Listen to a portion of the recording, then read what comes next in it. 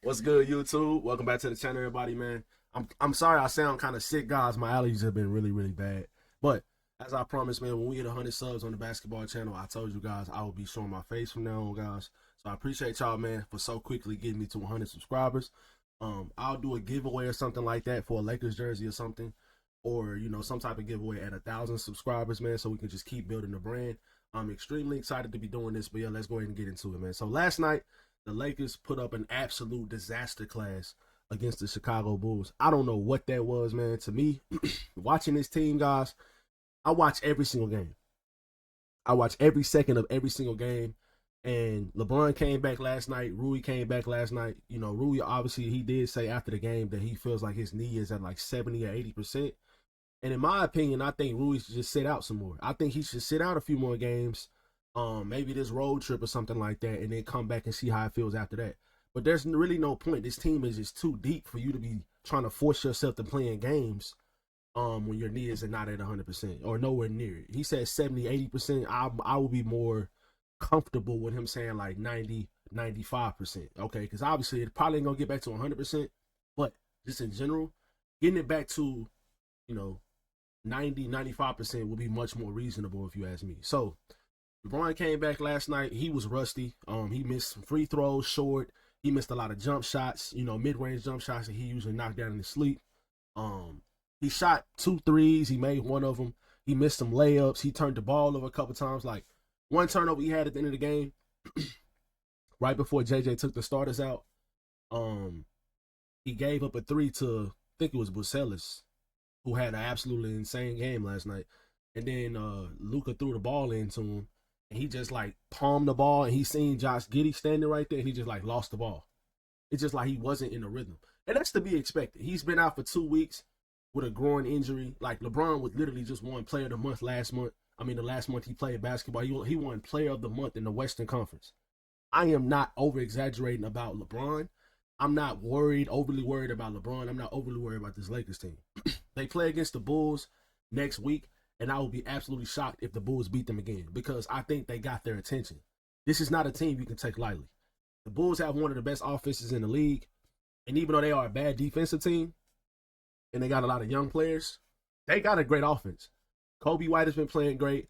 Josh Giddey has been playing great. They have a lot of good offensive weapons. So I know their record doesn't really show it, but at the same time, you have to respect this team offensively. You have to bring your A game because they can light you up and score 146 points on you if you give them the looks and the shots they got yesterday. Now, Matthias Bucelis, the rookie for the Chicago Bulls, who was a very impressive player. I like him a lot. He's a good player. But at the same time, he literally had his best game of his career yesterday against the Lakers. Like, let's just look at this right quick. I mean, this is absolutely insane. So, like I said, he's a decent player. But for this guy to score 31 points on 12 or 18 shooting, he's a 31% three-point shooter, by the way. 31%. That is below league average. And he hit 5 out of 10 threes yesterday. He shot 10 threes and he made 5. So the whole type of defense that JJ Redick has the Lakers playing this season, which I like overall. I like it. I like the fact of, okay, let's pay more attention to the bigger offensive threats and some of the non-3-point shooters on the team. Let's kind of just force those guys to kind of beat us from the 3-point line. I love that gimmick. I love that kind of defense. But obviously it didn't work last night.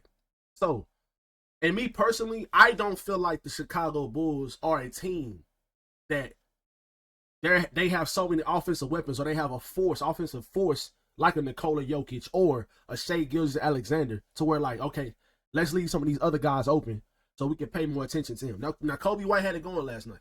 He hit some tough shots over Luka. He hit some shots over LeBron. He hit some shots over Rui. He hit a step back in the corner over Rui right by his bench. I think it was in the third or fourth quarter. It was absolutely insane. So he had it going last night. But Kobe White is not one of those type of guys that I'm talking about when it comes to Matthias Bucelis.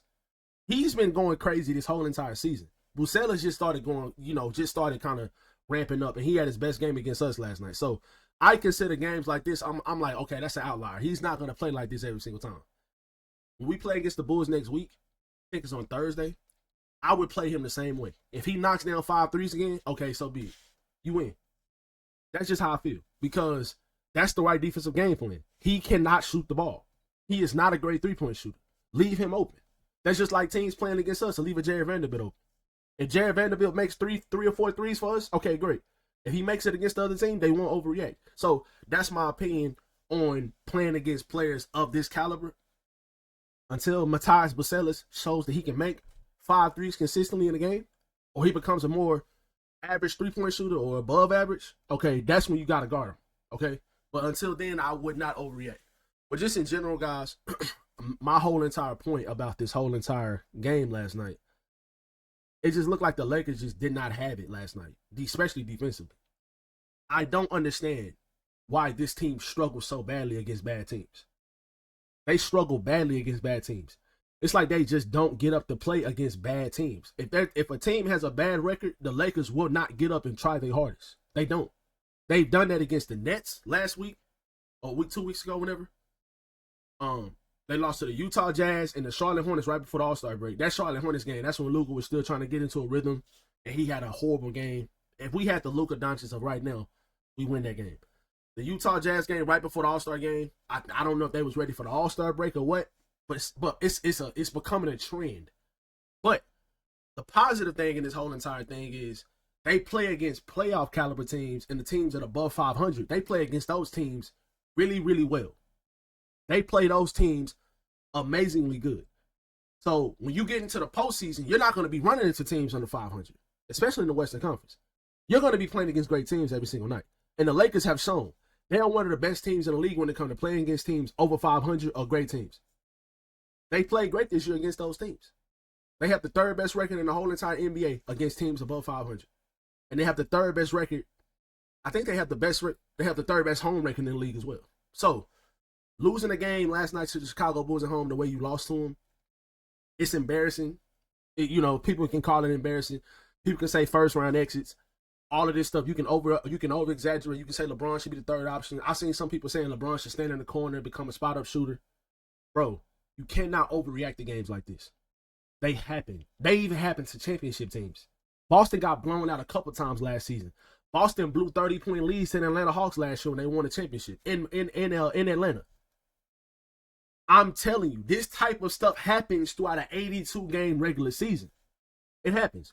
Now, a lot of you guys watching this channel, y'all know that as well. But I just have to reiterate that because I see so much over-exaggeration on Twitter, on social media. I'm not over-exaggerating about this game. I feel the same way I felt about this Lakers team before the game last night because I seen them when they was healthy and when they was in a rhythm, they was putting belt to ass on every single team they was playing against. So that's the type of belief I have. Now, if this type of game happens again against another bad team, okay, then it turns your mind like, okay, now I'm starting like, okay, what's going on? But last night, this team has had the number 1 defense in the league since the end of January. Am I supposed to worry about a team that's having a great shooting? How many threes? They made 19 out of 41 threes last night. The Bulls did. You got a 5 out of 10 from Bucelis. Kobe White, 6 out of 9, which is crazy still. But at the end of the day, Kobe White has been playing good basketball. Josh Giddey, 1 out of 2. Patrick Williams, 4 for 7. Like, I can't. So, what I'm saying is, Vucevic 2 out of 3. You know what I'm saying? Like, I play this dude on my parlays all the time. I can't remember last time he had a couple threes in the game. So my point is, like, guys, I'm not over exaggerating about this game. I feel the same exact way about this Lakers team. You should as well. If you are a Lakers fan, this game is not going to determine how well they play in the postseason, or this is not how this team is. They didn't expose anything. Chicago just made shots last night, and it just went up against the Lakers. Defensive game plan. Now, will they change up their game plan next game? Probably. JJ has shown, he has proven this season that he knows how to make adjustments. He does. I got to give him credit for that. He's a much better coach than Darvin Ham, and I think the Lakers are in great hands having JJ Redick as their head coach moving forward. So, just in general, I think that this team is in a good spot. You get everybody healthy back last night. But me personally, that's one more thing. I want to talk about JJ Redick's rotations. So, Dalton Connect got no playing time last night, actual playing time. He did get some garbage time minutes last night because the Lakers got smoked so bad. But overall, he didn't get playing time last night. So, How do you guys feel about Dalton Connect not getting any playing time? I don't know how I really feel about that. I kind of felt like he wasn't going to be getting minutes once everybody got healthy because JJ likes Jordan Goodwin so much. But sorry guys. But just in general, I do not like the fact that JJ Redick is not playing the second big. I don't like that. I do not want Jared Vanderbilt playing the 5. Jared Vanderbilt had a horrible game last night too. So I'm not going to sit up here and over-exaggerate about that either. I kind of want to see how Vanderbilt plays in the backup center role against smaller teams because the Bulls, their wings and their guards are bigger. Zach Collins did get in the game last night. He had a pretty good game. He went 4 for 4 from the field. He had 3 rebounds and he only played 18 minutes. He made it look easy. But I think if you had Christian Koloko in the game last night, I think that guy, I think he would have gave Zach Collins a little bit of a harder time than Jared Vanderbilt. Vanderbilt did not play well last night. But I think JJ is also we also have to understand this. JJ is trying to figure out his rotations. It's going to take a little while for him to figure out what players mix and match together right, especially now that everybody's back healthy. So it's just going to take some time. And you've seen that last night. He had Vanderbilt playing the backup 5. Dorian Finney-Smith didn't play that many minutes last night because he was in foul trouble. But I think once Rui gets more healthy, he'll probably be starting again because that starting lineup, even though we questioned it at first because of the defense, it was just a bunch of offensive players on the court at the same time. They played well together. Rui was playing great defense. Rui was knocking down shots. He was scoring 15 a game. So that meshed well together. So if it meshed well together, what's the point of you putting Dorian Finney-Smith in the starting lineup? I understood it last night because Rui just came back. He was on a minutes restriction. He's not all the way healthy yet. So I understood it last night. But moving forward, what should the Lakers do? Should they start Dorian Finney-Smith? Should they start Rui Hachimura? Should they play a backup center? You guys let me know in the comment section below. Hope you guys enjoyed today's video, guys. I will be making more content moving forward. So y'all be sure that subscribe button, turn on our notifications. We here, man. Lakers Nation, we here. Lakers in 5, all the way. I don't care about this Bulls loss last night. We will finish the season strong. We will finish top 4 in the West. We're not falling into the play-in. Let me know how you guys feel about my thoughts and comments in the comment section below. I'll catch you guys in the next video. Peace.